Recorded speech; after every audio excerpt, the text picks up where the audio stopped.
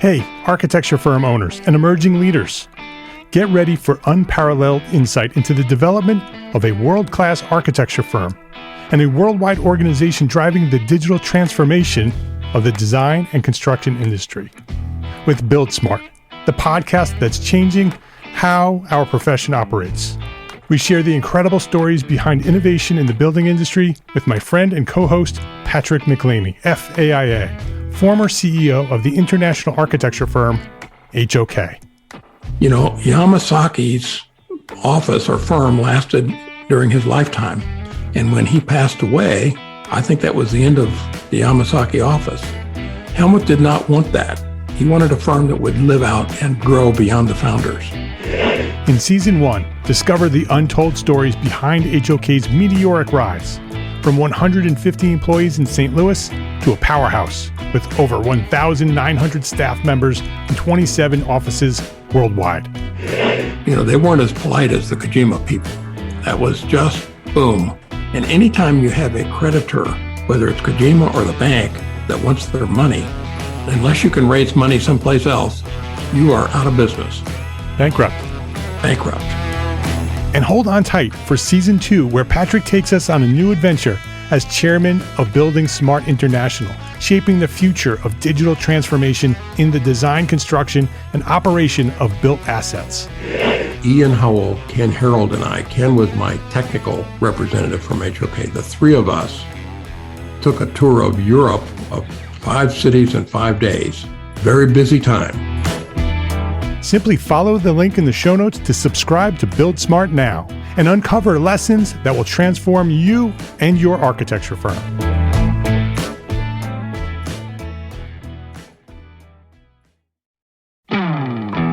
Hey, architecture firm owners and emerging leaders. Get ready for unparalleled insight into the development of a world-class architecture firm and a worldwide organization driving the digital transformation of the design and construction industry. With Build Smart, the podcast that's changing how our profession operates. We share the incredible stories behind innovation in the building industry with my friend and co-host, Patrick McLeamy, FAIA, former CEO of the international architecture firm, HOK. You know, Yamasaki's office or firm lasted during his lifetime. And when he passed away, I think that was the end of the Yamasaki office. Helmut did not want that. He wanted a firm that would live out and grow beyond the founders. In Season 1, discover the untold stories behind HOK's meteoric rise, from 150 employees in St. Louis to a powerhouse with over 1,900 staff members and 27 offices worldwide. You know, they weren't as polite as the Kojima people. That was just boom. And anytime you have a creditor, whether it's Kojima or the bank, that wants their money, unless you can raise money someplace else, you are out of business. Bankrupt. And hold on tight for Season 2, where Patrick takes us on a new adventure as chairman of Building Smart International, shaping the future of digital transformation in the design, construction, and operation of built assets. Ian Howell, Ken Harold, and I, Ken was my technical representative from HOK. The three of us took a tour of Europe of 5 cities in 5 days. Very busy time. Simply follow the link in the show notes to subscribe to Build Smart now and uncover lessons that will transform you and your architecture firm.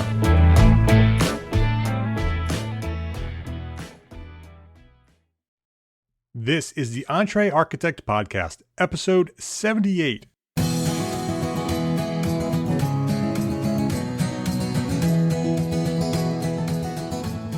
Welcome back to the Entrepreneur Architect Podcast. My name is Mark R. LePage, and this is the podcast dedicated to a successful life as a small firm architect. Whether you have plans to someday start your own firm, you may be in the process of launching your own startup, or you might be an experienced small firm architect just trying to make a difference.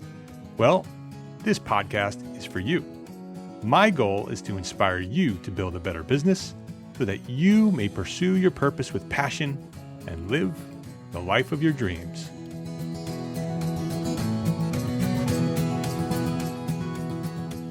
Establishing a culture of profitability starts with you, the the small firm architect. You need to change the way you think about business and about money before you can foster a culture of success for your firm. Oh, but when you do, everything else will fall into place. Everything else will get better. You will have a happier staff. You'll have happier clients. You'll make more money, and you'll spend more time doing the things that you love to do as an architect. Today on the EntreArchitect Podcast, I invited the founder and president of AEC Business Solutions, Jewell, to join me to discuss 10 culture traps that affect firm profitability.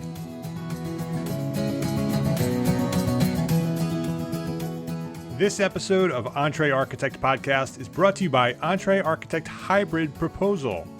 Learn how to prepare a custom owner-architect agreement for architectural services for your small firm.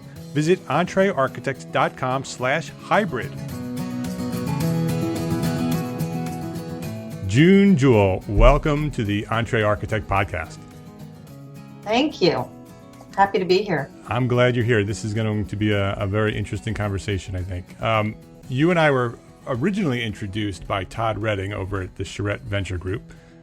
We were both jury members at the competition, the Architectural Business Plan competition, which we just announced the winners a few weeks ago at the Atlanta AIA convention.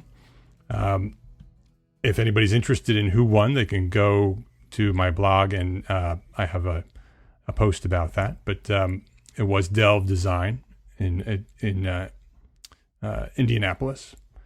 But we're not here to talk about them. We're here to talk about June. And June, you're not an architect, but you know a lot about us. Yeah, I do.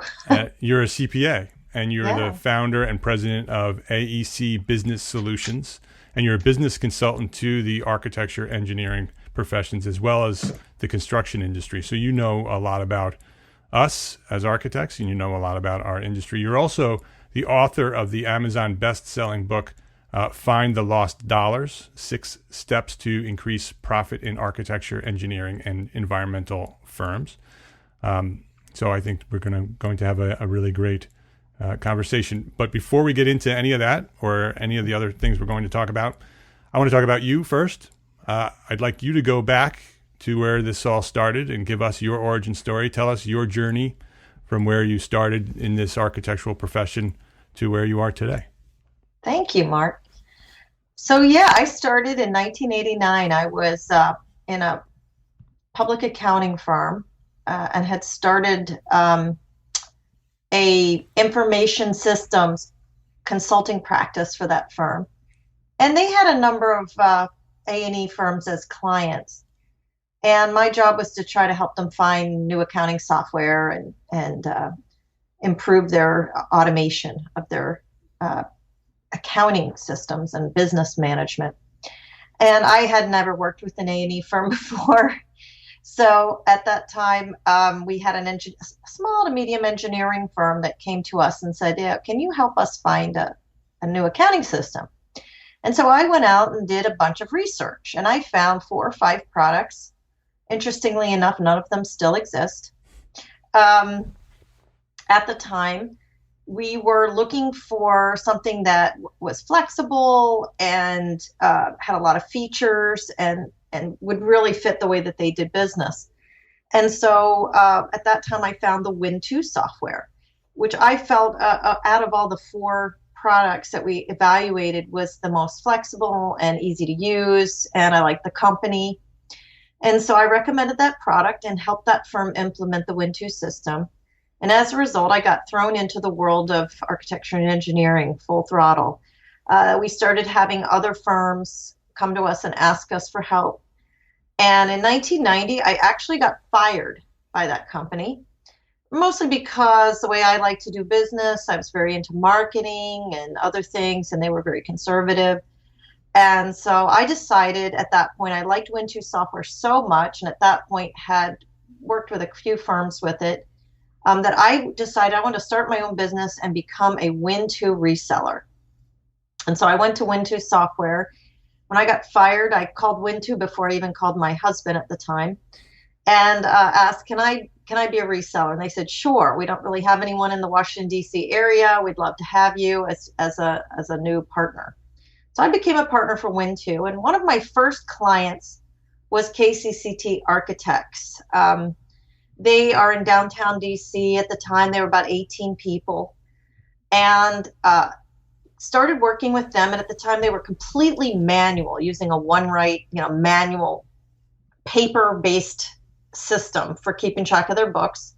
And I came in and set them up and got them automated. And they said, we really don't have anyone to run the system. We don't have a bookkeeper, accountant within the company. Can you, start helping us manage our books? So I did that, and it ended up that I worked in their back office for 15 years. I worked closely with Tom Toohey, who was the principal or partner in charge of running the back office, basically. He was in charge of contracts and accounting and dealing with all the finances. The other three partners were individually focused on either bringing in business or managing operations and managing projects. So I worked with Tom closely for 15 years. And after that, one of my employees, as my firm grew, I had other employees in my company continuing to help them. But over the last 25 years of being a Win2 reseller for 15 years, and then later Deltek bought Win2 and I became a Deltek partner, grew the company, to over 20 employees. I've been through a merger, which then failed. So, I've made a lot of mistakes myself in business, but I think I've learned a lot from it. And have worked with probably, I'd say in the last 25 years, over 500 architecture and engineering firms across the United States. So I've seen a lot. Yeah. And I've found that many architecture firms, especially small firm architecture firms, they're not really focused on the business. They're not really focused on building a profitable business.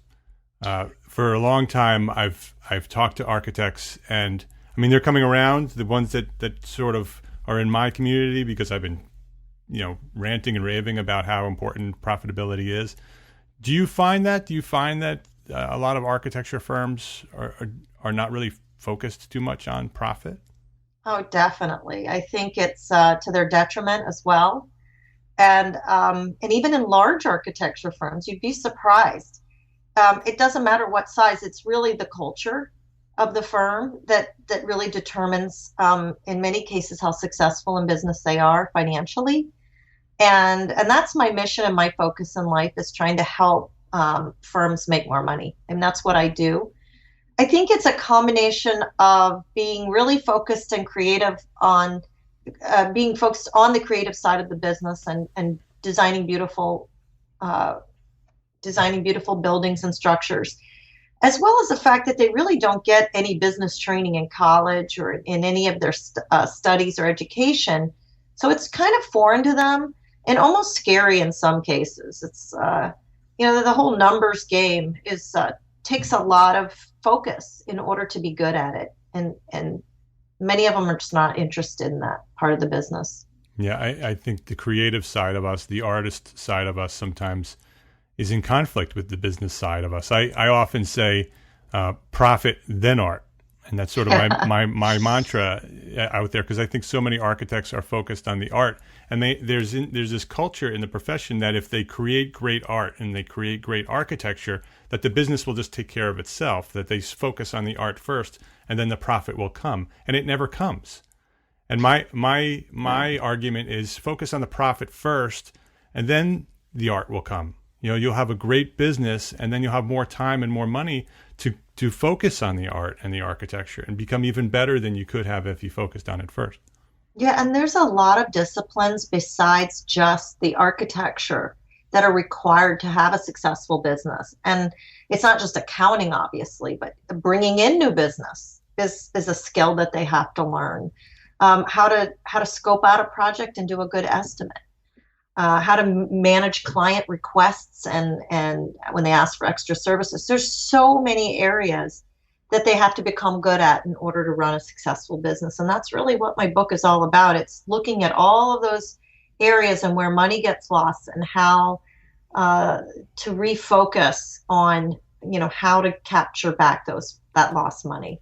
Yeah, I mean, it's definitely the culture of architecture, that they focus on things, so many things before they get to art. In your book, you have a section called the 10 culture traps that affect firm profitability. What I thought is maybe we can go through each one of those 10 traps and talk about them, because I think that would really lend a lot to helping the architects who are listening to us recognize the issues that they're dealing with, because I think a lot of them don't even recognize where the problems are. And I think these 10 traps will help them. So are you interested in doing that? You want to go through each one? Sure, I'd love to. The first one is quality is everything. So there's architects that think that, all that matters is quality. And so why is that a trap? It's really a trap because, and I'm going to start by saying everyone wants quality. We want quality for our projects, and our clients want high quality. And really where the conflict arises is that our client can't always afford the level of quality that we would like to give them or that they would like to have in their project. And so it's a very tough conversation that has to be had, not just at the beginning of the project, but throughout the project, to try to keep costs under control. Because it can easily get out of control. And I see architects more than almost any other profession get caught in this trap because, again, the creative side, wanting to really have an award-winning project can come to your detriment when it comes to the financial aspects of the project. Right. I mean, you could focus on a project to the point where it is that amazing award-winning project, and then you're out of business, and you have this amazing award-winning project that you can't do anything with. I'm sure that's happened before. Yeah, I'm sure it has. The second trap is keep the client happy at all costs. Right. And yeah, the key there is all costs, because again, I'm not saying it's wrong to keep your client happy. Of course you want to keep your client happy. A client's not going to keep coming back and recommend you and give you recommendations if you're not keeping them happy. But the problem is that in the effort to keep clients happy, and sometimes that even gets put into the value statements of companies, that becomes more important than anything else. And when it becomes more important than the firm financially succeeding, it's easy for behaviors to be formed at every level of the organization to start giving away favors, doing basically whatever the client asks you to do, even if it doesn't make good business sense. And so there has to be a relationship with your client that goes both ways and understands that there needs to be a win-win, and that both firms are in business and need to make a profit. Right. And we're talking about the culture of a firm. There are times where you want to make sure that that client's happy, and sometimes you sacrifice in order to make sure that client is happy because there are other reasons why you want that to happen. It may be a strategic move that you may actually sacrifice something in the business or even the profitability, not of the entire project, but of a specific aspect, in order to keep a client happy, in order for them to, maybe be a long-term client or refer us to other clients. But to keep the client happy at all times, at all costs, will put you out of business. If that's the culture of the business, that all that matters is that your clients are happy, even if the employees are unhappy and you're unhappy and you're making no money, as long as the clients are happy, that doesn't make a whole lot of sense. Right. So there has to be a balance. And that's where the difficulty lies, is in how do you develop that culture within your firm and your employees to have that balance. Yeah. The next one is something that I've seen a lot in the last few years. Number 3 is, in slow times, it's okay to take projects that we know will lose money. And I've seen that over and over again, not only in my community, but in my local area here, where I was trying to compete with other firms and would never go down so low. Actually, I never even reduced my fees throughout the entire recession, but I was seeing my competition cutting their fees so low that there was no possible way they were making any money. which hurts them and hurts me and hurts the entire profession. It So really does. so in slow times, it's okay to take projects that we know will lose money. What is your thought on that? Well, and I obviously saw it a lot as well during the recession. And number one, it causes firms to get commoditized because, you're lowering your fees to get new work. And there's really two main issues that I have with this practice. Number one, if you're doing this to get a new client, I think you're making a huge mistake because you're never going to make money with that client. The client's going to expect you to stay at that level throughout your relationship. So you're basically starting out a bad relationship with the client. Number two, you're really setting your project manager up for disaster. You're creating a situation where they're a loser from the very beginning of the project. They know it's a loser. So they're going to either really lose a lot of money, or they're going to get in a situation where they're trying to cut costs and not use as expensive people, which we all know is going to hurt the quality of the project and maybe make the client not as happy. Or we're going to just have a lot of tension with our client. And who wants to be in that situation? It's not why we started a business. We didn't want to work on projects where we're a loser and in a bad situation from the very beginning. So you really have to spend the time and effort to find the right projects and the right clients. Yeah, much of what I talk about on the blog and here on the podcast is more than just making money. It's about living successful lives and being happy as people. And I think when you do that, when you take on projects that you know are going to lose money just to get the project, and sometimes it's for that amazing project, that once in a lifetime project that you know that you have to get in order to take your life and your career to the next level, and you give them a fee that's so low that you'll never make any money on it, it's not going to work.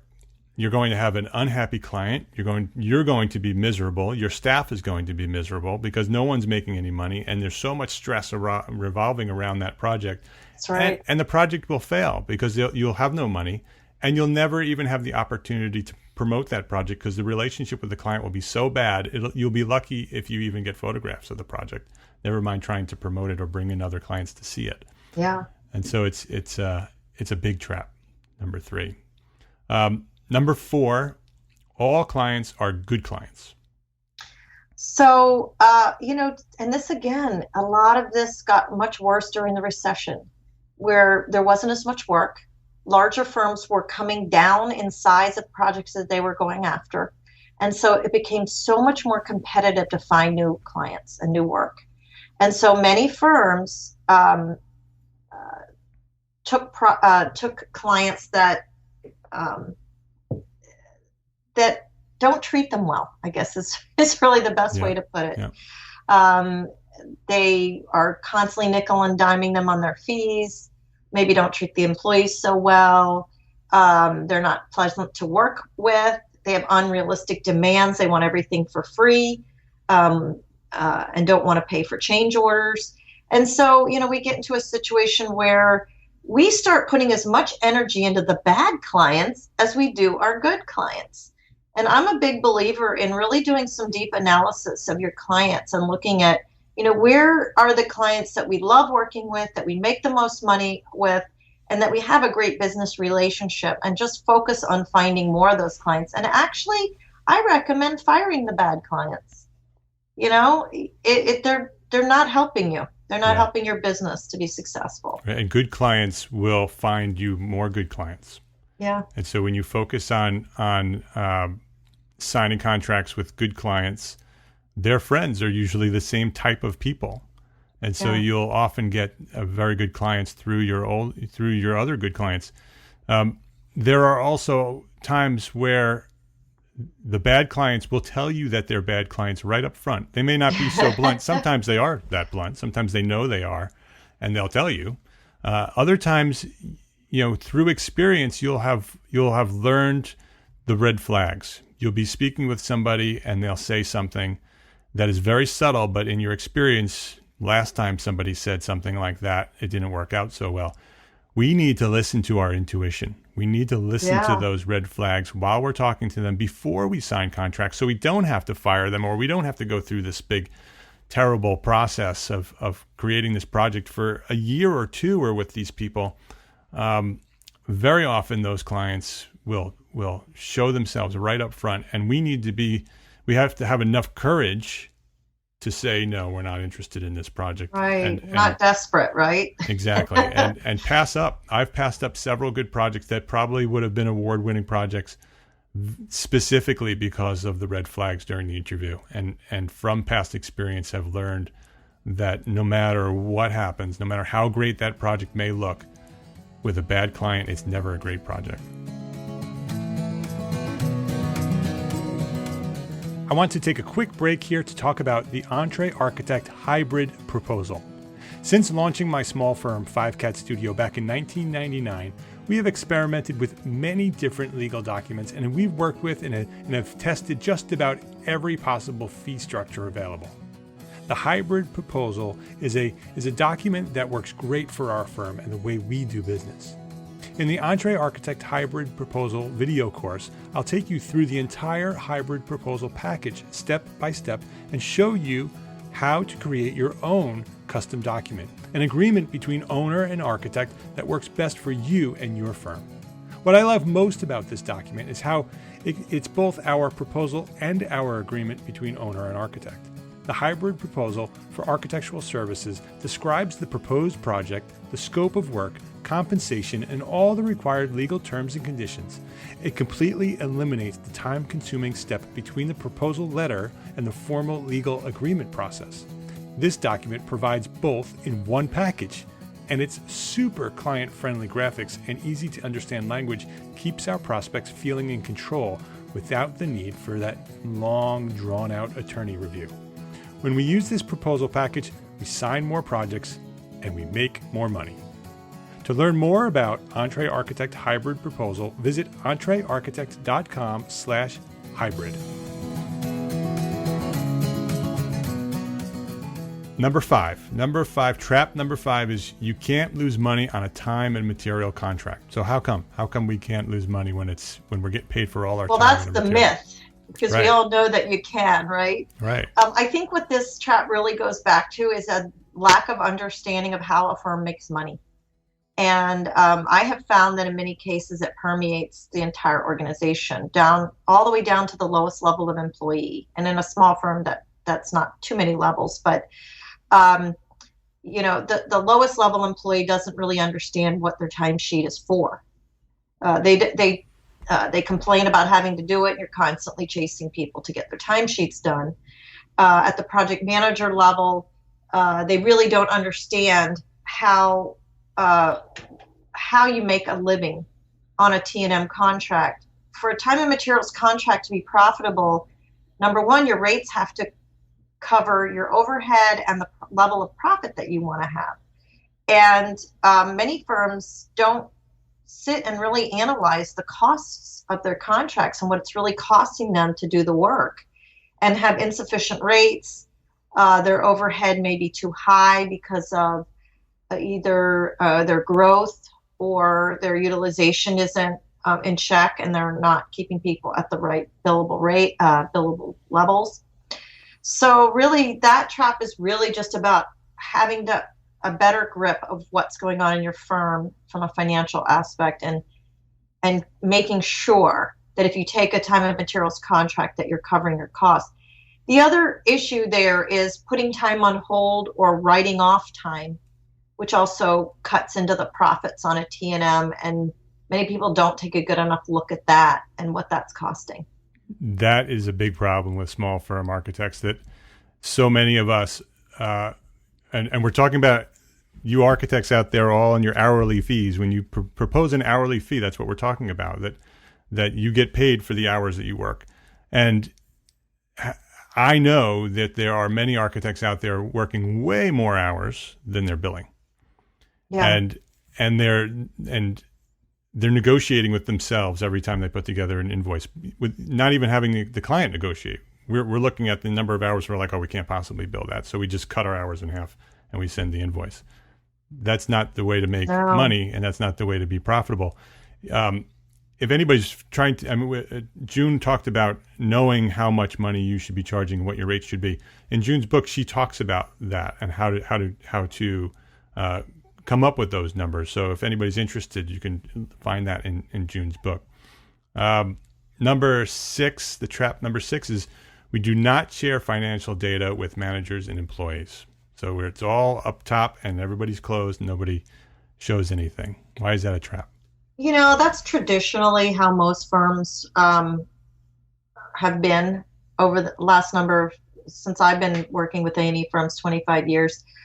And, I see it changing to some extent. There are more and more firms that are becoming kind of more transparent in sharing financial data. I actually did a bunch of research on this when I was writing my book because I was curious, are the firms that are more transparent more successful? And across the board, that's what I found. I found that firms that share their financial data are more profitable. And I think it has to do with employee engagement, having employees really focused on helping the firm be financially successful. It's a more honest and open approach. If everyone is afraid of others knowing how much they make or some of those things, they're going to find out anyway, or if they don't find out, they're going to guess. And in most cases, they're going to guess that you're making a lot more money than you are, to be honest. And they'll also start to get kind of an attitude in some cases about, they're making a lot of money off me and they're buying a new car and then went on that vacation. Instead of looking at the true how hard it is to be an owner of an A&E firm and the risk that's involved when clients don't pay and cash flow issues and having to go out and secure lines of credit and things like that, that are very, very difficult in running a small business. And also the other side of this trap is that if you have project managers and they don't know the numbers, it's very hard for them to put together a good estimate. It's very hard for them to really understand how to make the project profitable. And so, this trap is just really about helping everyone in your firm to participate in making the company more profitable. Yeah, you get buy-in from your employees. It also helps, and this is sort of counterintuitive, but it also helps during the downtimes when things are not so good. Although that's sort of scary to show your employees that things are not so good, but then they'll understand why you need to cut hours or why you need to do the things you need to do because they'll see it coming. If you have a weekly or a monthly report that you are distributing through your firm, and they can see it coming, and you have a meeting and talk about the numbers, and you don't have to have an open book. They don't need to have access to every single thing that you're doing. A report, just so they can see where the firm is and how the profitability is working and where the weaknesses are. That'll give them the opportunity to make suggestions on how to improve those things and be aware when those things are happening. Yeah, and the most successful firms are having that dialogue. So I think it's definitely helpful. Yeah. Now, trap number 7 is our client does not want us to make a profit. Yeah, and this is a myth, really, because if that is the truth, you have the wrong clients. And I think a lot of firms go into the bidding on their projects with the attitude that, the only way we're going to win this is if we lower our fees. And so they force themselves into a commoditized situation. The point of this trap is you need to find clients that do want you to make a profit, that understand that you have to make a profit, and want to work with you in such a way that it is a win-win for your organization. And so it's really about a mindset of we're not going to be a commodity anymore. We are going to make a profit, and we're going to find like-minded clients that want to share in that type of process with us. The best brands, whether they're in architecture or not, are brands that are presenting themselves as successful companies. Yeah. And so if you show up in a car that's falling apart and your clothes are all worn out and you provide this low fee, and the next person comes in and they present themselves well and and their proposal is prepared properly and the fee is higher, and you present your firm and your brand as a successful firm and a successful brand, it's very likely that the better client will pick you. Yeah. There'll be plenty of bad clients who will pick the low fee and think that they're getting a great deal.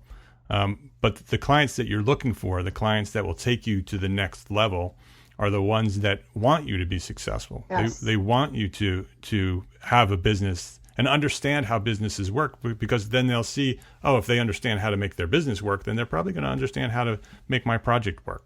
Right, exactly. So our client does not want us to make a profit. It's trap number 7. So that's not true. It's a myth. Trap number 8, we can't make our employees follow our policies. Oh, that's a good one. Yeah, I mean, where you see this the most, the complaints that I see from our clients, it starts with the timesheets. And again, this really goes back to educating your employees about why they have to do timesheets, how important the timesheets are. But it tends to permeate most companies. For example, if you have a project manager, and if you have several project managers, and some of them are doing a great job and others aren't, and you treat all of them the same, or you let some of them get away with things like writing off a lot of fees or, doing things that are against the way that you need to run the business, it's going to cause a lot of problems. And it's funny because a lot of architectural firms fight having policies and processes. And so I urge everyone to change their mindset about what a policy or a process is. All it is that you have found the best way to do something. And if there's a best way to do something, why would you not want to do it the best way? Why would you want everyone kind of trying to figure out their own way of doing something? And so part of being in business is finding the best way to do something and then getting everyone to do it. And I think that's really where the mindset in the architectural industry needs to change, is that it's not a bureaucracy if you have everybody following a process. It's just a best way to run your business. And it will allow you to spend more time on your art. Yeah, it will. will. That if you can create all the things that you don't like doing, but that have to be done in order to be successful. If you need to create systems and processes in order for your business to run smoothly, and everybody knows what they need to do and when they need to do it, everybody will be happier, and everybody will be able to spend more time designing great architecture because all of the systems are in place and they can just do the things they need to do. They'll have the checklists they need to check off. They'll know the policies. The firm will be a better place to live or to work. They'll have a better culture, and you'll make more money. Yeah, and especially if you want to grow, because as you grow and you start adding more people, you have to give them a way to do things, or else it's going to be chaos. Yeah. They're going to bring all their bad habits with them. I agree. Trap 9, times are tough, so we can't spend money. Yeah, and my theory is there's going to be good times and bad times. We've seen it over, I've been through 3 or 4 recessions, I think, since I've been working in the architecture engineering space. And we know that there's going to be times where there's more work and less work. So instead of cutting spending severely when there's a recession and going crazy and growing and having, spending tons of money when you have lots of work, I really think you need to do more of even it out, right? Yep. So you store away some of that money during the good times so that during the bad times you can take advantage of opportunities that present themselves that everyone else can't take advantage of. Like real estate going down in value, there's a great time to buy, right? But what a lot of firms do is times are tough, we're going to cut marketing.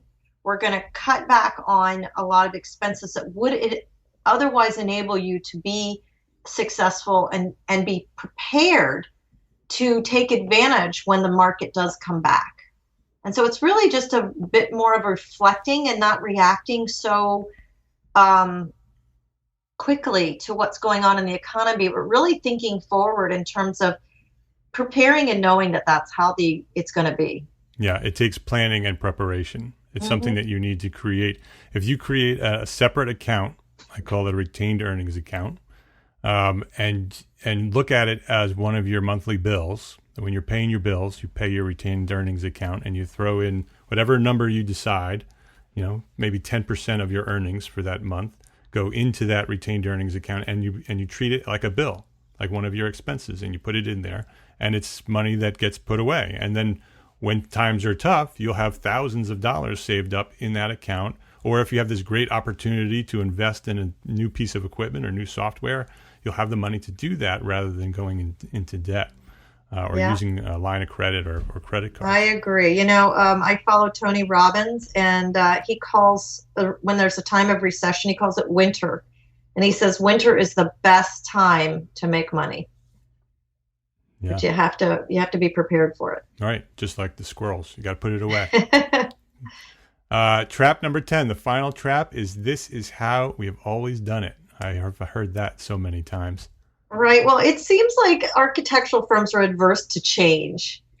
And if you think about technology and how the world is changing so fast, if you're not prepared for that, if you're not in a mode where you're ready to take advantage of the new technology and the new changes going on in marketing, in business management, and in technology systems, you're not going to be competitive. And so it's really just about being in a mindset of being willing to change and looking at what I call continuous improvement. Even the best run firms in the world who are making 15, 20, 25% profit, if they're not continuously improving and leveraging technology and social media and all these things that are going on in the world, they're not going to stay there.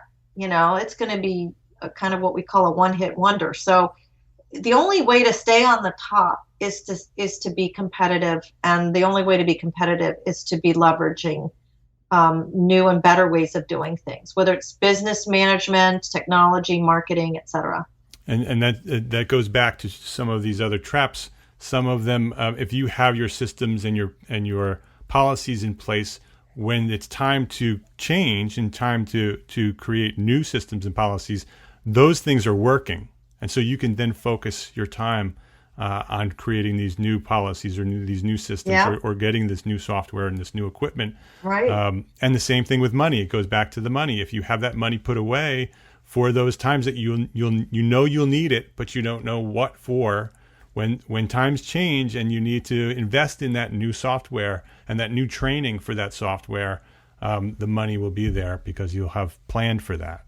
Yes. And so those I think those are exceptional traps that everybody should be aware of. Trap number 1, quality is everything. Trap number 2, keep the client happy at all costs. Trap number 3 is in slow times, it's okay to take projects that we know will lose money. Trap 4 is all clients are good clients. Trap 5 is you can't lose money on time and material contracts. Trap number 6 is we don't share financial data with managers and employees. Trap number 7 is our client does not want us to make a profit. Trap number 8 is we can't make our employees follow our policies. Trap number 9 is times are tough, we can't spend money. And trap 10 is this is how we've always done it. And I'll include all of those traps on the show notes at EntreArchitect.com/episode 78. I'll also have a link to June's book, so you'll be able to go there and purchase June's book, because I think that is a book that everybody should be taking a look at. I think there's a lot more in it than just these 10 traps. It pretty much tells you where to find the lost money. Where are you making your mistakes, and what can you do to become a profitable firm and spend more time on the art that you love. Before we wrap up, June, I want to ask you one question here. What do you think is the single most important thing that a small firm architect can do to be profitable? What is the one thing that they really need to focus on? I think it's creating a culture of profitability. And it's about the mindset and making sure that everybody in the firm is focused on and held accountable and in many cases incentivized and rewarded if the company is successful. your employees are your greatest asset. And building that culture, part of building that culture is not just having engaged employees that are, having fun and happy and enjoying their work. It's also making sure that they're all focused on the mission and vision and values of the company, and that everybody is operating with the same intentions and focus in place. And I'm not saying profit is everything, but if you're not making a profit, you're not going to be around very long. So it's really about understanding that business is business. It's my client, Tom Toohey, who I worked with for 15 years. He's got a lot of funny sayings, but one of his sayings is, "This is a business, not a hobby." And he had to remind his partners all the time, this is a business, not a hobby, because they weren't financially oriented. So if you're not a financially oriented business owner, find a partner or an employee or somebody that can help you stay on track and make money.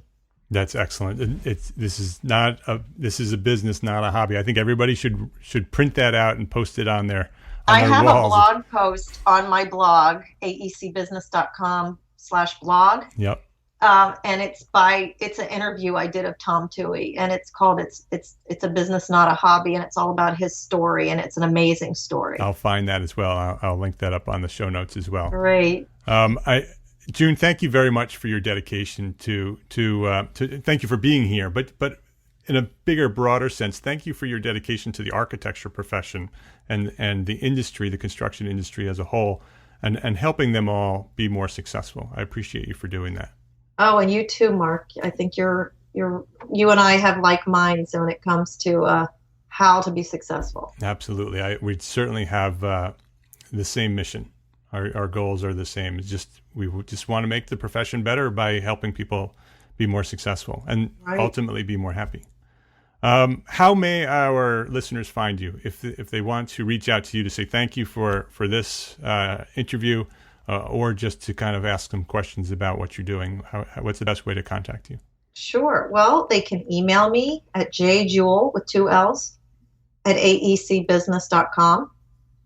Or go to our website and have a look around and see if I have a blog with tons of articles about how to be successful, about marketing, project management, lots of different subjects there, all focused on how to make more money.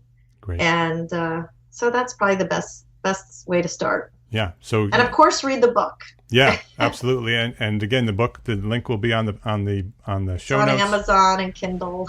Yep. And episode 78. So EntreArchitect.com/episode 78. I'll have links to everything that June is doing, as well as a way to contact her. So thank you very much for your time today, June. I appreciate it. Mark. It's been a lot of fun. And thanks for sharing your knowledge. I really enjoyed it. Thank you.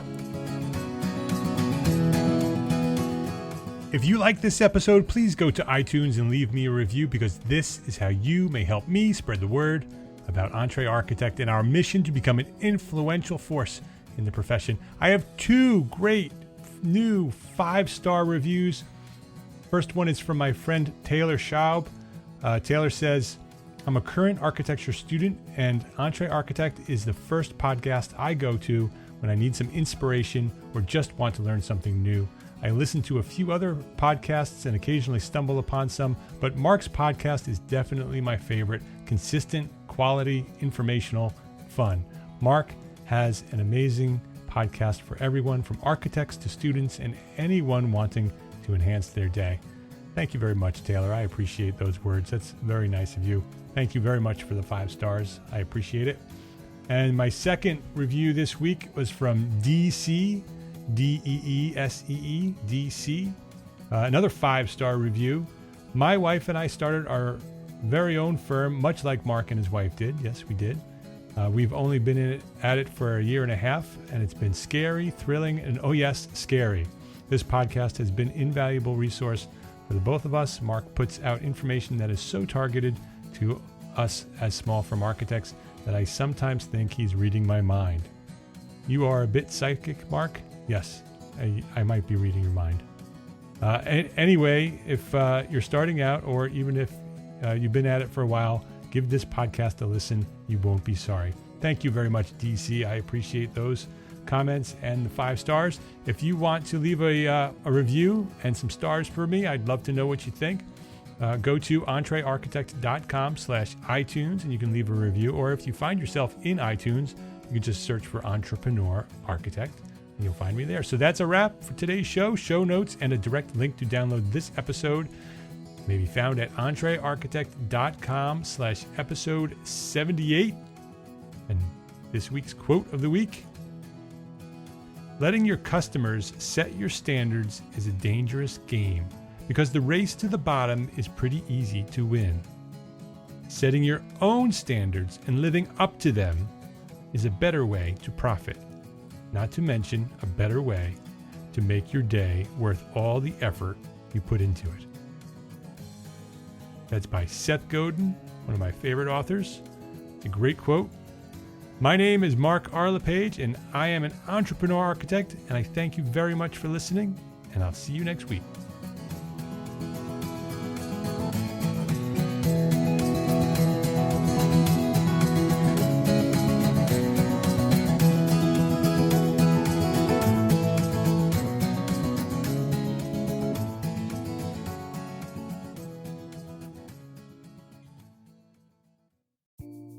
Imagine earning continuing education credits while doing exactly what you're doing right now.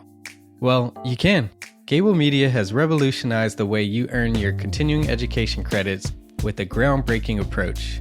Forget running around town and scouring the internet for credit-worthy courses. Fulfill your CE requirements effortlessly by listening to engaging podcasts just like the one you're listening to now. Our podcasts are designed to educate, entertain, and inspire, all in a user-friendly environment. But wait, there's more. Architects, Gable Media is also approved as an AIA continuing education services provider. Upon completion, we handle everything, from reporting your hours directly to the AIA to storing your certificates in your personal Gable Media profile for your self-reporting needs. So follow the link in the show notes and start earning your credits in the most innovative and entertaining way possible with Gable Media. Attention architects and creative minds, get ready to supercharge your brand with Build Your Brand, the podcast that's unlocking the secrets of branding success for creatives. Hey there, it's Mark R. LePage, founder of EntreArchitect, and I'm inviting you to join my friend, architect marketing expert Jeff Eccles at Build Your Brand Podcast, where he explores the captivating stories of the world's top brands and transforms their lessons into powerful moves for small firm architects and creatives like you. In Season 1, Jeff shares the thrilling tale of Southwest Airlines, where he dissects their journey to the summit and distills it into strategies tailor-made for you. It's important to keep in mind that companies like Southwest compete in the real world, just like you, and face real-world challenges, just like you. You might be surprised at how similar those challenges are to the struggles that you grapple with on a day-to-day basis. Don't miss out on your blueprint for success. Subscribe, tune in, and let's build your brand together. You may have noticed that the very best brands in the world are also known for having somewhat unique corporate cultures. That's often the glue that holds everything together when they encounter those rough spots. We don't do it because it inconveniences the passengers to whom we are primarily dedicated, the short haul, frequent flyer. Follow the link in the show notes to subscribe to Build Your Brand today. Remember, no matter the size, the journey's the same. Your brand's journey to the top starts here.